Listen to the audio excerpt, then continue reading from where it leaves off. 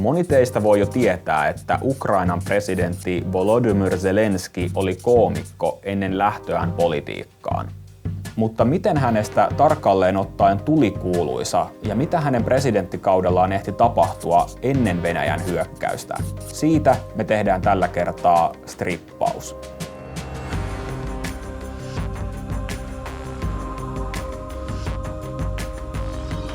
Moikka, mä oon Matti ja tässä sarjassa mä yritän tiivistää sarjakuvastrippeihin tositarinoita nykymaailmasta. Volodymyr Zelenski on ollut koko maailman huulilla siitä asti, kun Venäjä hyökkäsi Ukrainaan. Tällä videolla käydään läpi kiinnostavimpia yksityiskohtia, jotka osu silmään, kun mä tutustuin siihen, mitä hänestä on kirjoitettu ennen sotaa ja sen aikana.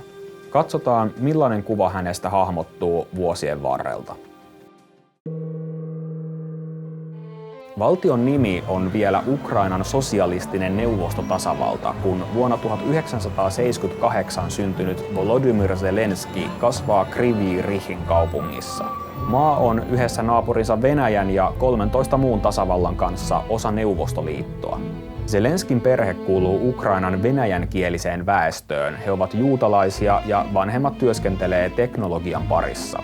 Volodymyr taas aloittaa opinnot oikeustieteellisessä. Nuori mies valmistuu juristiksi, mutta lakia enemmän häntä kiinnostaa viihdyttäminen. 90-luvulla Ukraina on jo itsenäinen maa. Zelenski muodostaa muiden nuorten koomikoiden kanssa ryhmän, joka osallistuu suosittuun sketsikilpailusarjaan. Kyseessä on jo 60-luvulla alkanut ohjelma nimeltä KVN, Hauskojen ja kekseliäiden klubi. Ohjelma on huippusuosittu TV-instituutio etenkin Venäjällä.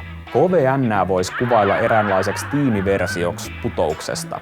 Siinä eri puolilta entistä Neuvostoliittoa kerätyt komediajoukkueet kilpailee improvisaatiotehtävissä ja tuomaristo päättää voittajan. Zelenskin tiimi Kvartal 95 on nimetty hänen entisen kotikaupunkinsa asuinalueen numero 95 mukaan. Tämä huumoriryhmä nousee suursuosioon ja jatkaa esiintymistä vuosien ajan. Poistuttuaan KVN-formaatista porukka asettuu Kiovaan ja rakentaa Kvartal 95-nimisen tuotantoyhtiö. Koomisia TV-sarjoja ja elokuvia tuottavalla firmalla pyyhkii hyvin, mutta Ukrainan kansa sen sijaan kuohuu. Nimittäin vuonna 2004 presidentinvaalien voittajaksi julistetaan Vladimir Putinin tukema Viktor Janukovyč, mutta vaaleja pidetään vilpillisinä. 100 000 mielenosoittajat valtaa maan aukiot ja syntyy oranssiksi vallankumoukseksi kutsuttu kansannousu, joka jää maan historiaan. Tämä ukrainalaisten vastarinta saa aikaan uusinta vaalin. Tällä kertaa voittajaksi nousee enemmän länteen suuntautuva Viktor Jushchenko, joka oli kerran aiemmin yritetty myrkyttää.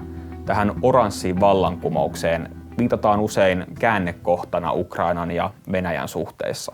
Kaukana politiikan ulkopuolella Zelenski on jatkanut entistä suurempiin parrasvaloihin. Hän muun muassa voittaa Ukrainan Tanssii tähtien kanssa kilpailun vuonna 2006. Zelenski esiintyy sekä ukrainalaisissa että venäläisissä elokuvissa ja on lisäksi tuotantoyhtiönsä johdossa. Rahaa tulee siis huomattavia määriä. Politiikassa taas vääntö Ukrainan suunnasta kiihtyy. Aiemmin ne uusintavaalit hävinnyt Viktor Janukovyč valitaan presidentiksi vuonna 2010. Ukraina on pyrkinyt yhteistyöhön Euroopan unionin kanssa, mutta vuonna 2013 Janukovyčin hallinto jäädyttää EUn kanssa valmistellut sopimukset ja alkaakin vahvistaa suhteita Venäjään. Joukko tyrmistyneitä kansalaisia valtaa taas kadut ja Maidanin aukion jättimielenosoitukset alkaa. Protestit yltyy, niitä yritetään rajoittaa, seuraa mellakointia ja väkivaltaisuuksia, joissa kuolee yli 100 ihmistä. Parlamentti syrjäyttää Janukovyčin ja hän pakenee Venäjälle, jonka hallinto ei selvästi tahdo Ukrainan lähentyvän läntistä maailmaa.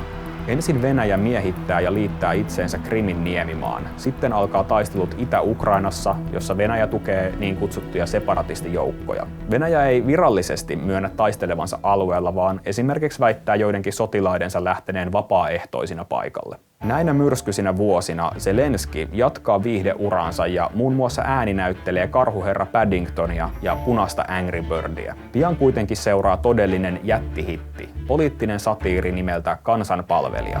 Kansanpalvelijassa Zelenski esittää yläasteen opettaja Vasil Holoborodkoa. Sarjassa hänen oppilaansa kuvaa salaa opettajan korruption vastaisen ränttäyksen, joka päätyy YouTubeen. Opettajasta tulee ilmiö, suosio kasvaa vaalikampanjaksi ja lopulta Holoborodko on vastentahtoisesti presidentti, joka yrittää korjata maansa ongelmia. Sarja on jättimenestys. Vuoden 2017 lopulla Kvartal 95-studion porukka perustaa ihan oikean puolueen samalla nimellä, Kansanpalvelija. Zelenski ei paljasta aikeitaan heti, mutta joulukuun 31. päivä vuonna 2018, uuden vuoden aattona, hänellä on kerrottavaa. Zelenski astuu kameroiden eteen ja kertoo televisiossa asettuvansa ehdolle oikeaksi Ukrainan presidentiksi. Tonne kommentteihin saa taas kirjoittaa taidekritiikkiä näistä mun piirroksista, koska parhaat roustaukset pääsee taas mukaan seuraavaan videoon. Zelenskin on kerrottu saaneen kipinä politiikkaa vasta ton Kansanpalvelija-sarjan aikana, mutta silti on vaikea olla pohtimatta, että oliko toi ohjelma tietynlainen pitkitetty vaalimainos. Tämän kampanjansa aikana Zelenski hämmentää toimittajia välttelemällä haastatteluja ja ehdokkaiden välisiä keskusteluja. Myös varsinaisen vaaliohjelman kerrotaan puuttuneen. Zelenski keskittyy kansanpalvelija-roolihahmonsa tapaan puhumaan korruptiota vastaan, missä onkin työtä. Esimerkiksi Transparency International-järjestön mukaan Ukraina on koko maailman mittakaavassa erittäin korruptoitunut. Julkisuudessa Zelenskin epäillään kuitenkin olevan itse oligarkki Ihor Kolomoiskin ohjailtavana, sillä tämä mies omistaa sen TV-kanavan, jolla Kvartal 95 tuotantoja esitetään. Närää herättää myös se, ettei Zelenski ollut omaisuusilmoituksessaan kertonut italialaisesta luksushuvilastaan.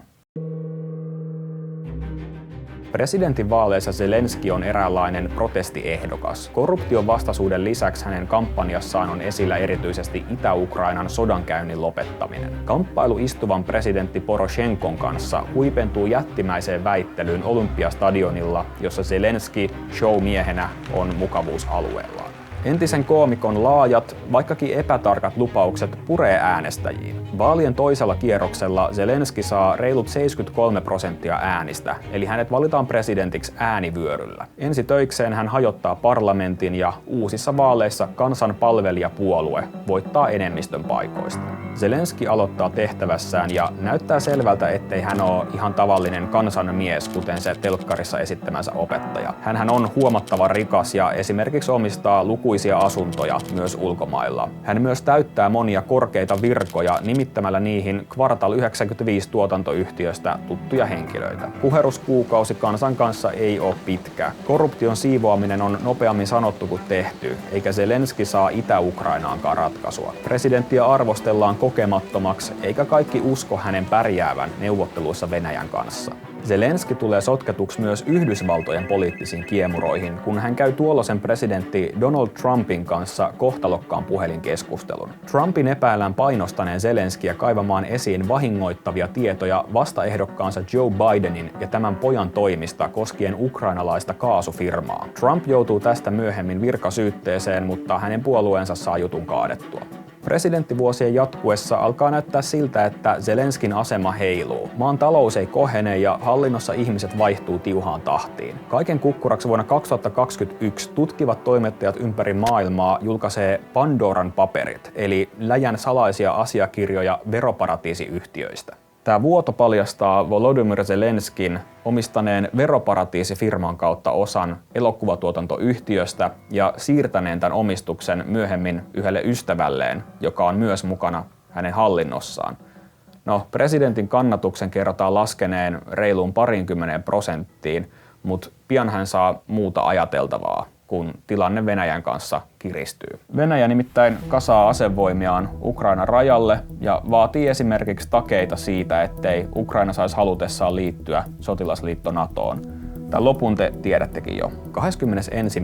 helmikuuta Vladimir Putin tunnustaa ne tukemansa niin kutsutut separatistialueet Itä-Ukrainassa itsenäisiksi ja heti seuraavana päivänä määrää sinne virallisesti Venäjän joukkoja. 24. päivä Venäjä hyökkää Ukrainaan eri suunnista ja Putin perustelee sotaa heittämällä ilmoille kasan syytöksiä. Esimerkiksi väitteen siitä, että Ukrainaa johtaisi kansaa sortavat narkomaanit ja uusnatsit ja että hyökkäys olisi puolustautumista lännen ja NATOn laajenevaan pakenevalta vaikutukselta. Sodan alettua presidentti Zelenski jää Kiovaan, eikä siis siirry pois hyökkäyksen tieltä. Hän alkaa näyttäytyä puvun ja kravatin sijaan armeijan väreissä ja puhuu suoraan kameralle selfie-tyyliin kuvatuissa videoissa. Tätä läsnäoloa on kuvailtu rohkaisevaksi ja Zelenskin maine kasvaa maailmalla. Presidentin uskotaan olevan Venäjän armeijan tappolistalla, kun hyökkääjä pyrkii halvaannuttamaan Ukrainan johdon. Moni lehti kertoo Zelenskin vastanneen evakuointia tarjonneille amerikkalaisille: "En tarvitse kyytiä, tarvitsen ammuksia." Tota tarinaa on vaikea vahvistaa, mutta oli se totta tai ei, sen leviäminen kuvaa sitä, millaiseksi symboliksi koomikko-presidentti on vaikeuksien jälkeen asetettu.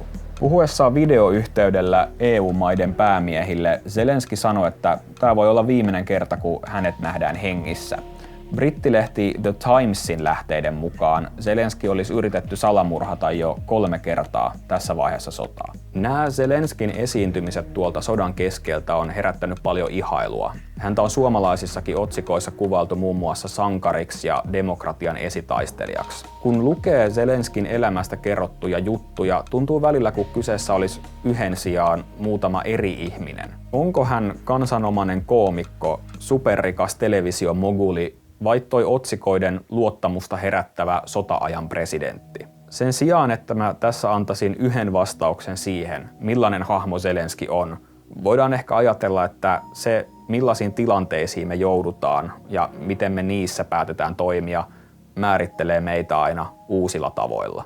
Mä mainitsin tuossa tarinan seassa todella tiivistettynä muutamia yksityiskohtia Ukrainan lähihistorian käänteistä, mutta mä suosittelen lukemaan niistä lisää vaikka Yle Uutisten verkkosivuilta semmoisen kunnon kontekstin saamiseksi. Muistakaa ehdottaa kommenteissa uusia aiheita, tilata tää kanava ja jos piditte videosta, niin voitte tykätä siitä. Me nähdään taas ensi kerralla. Moi moi!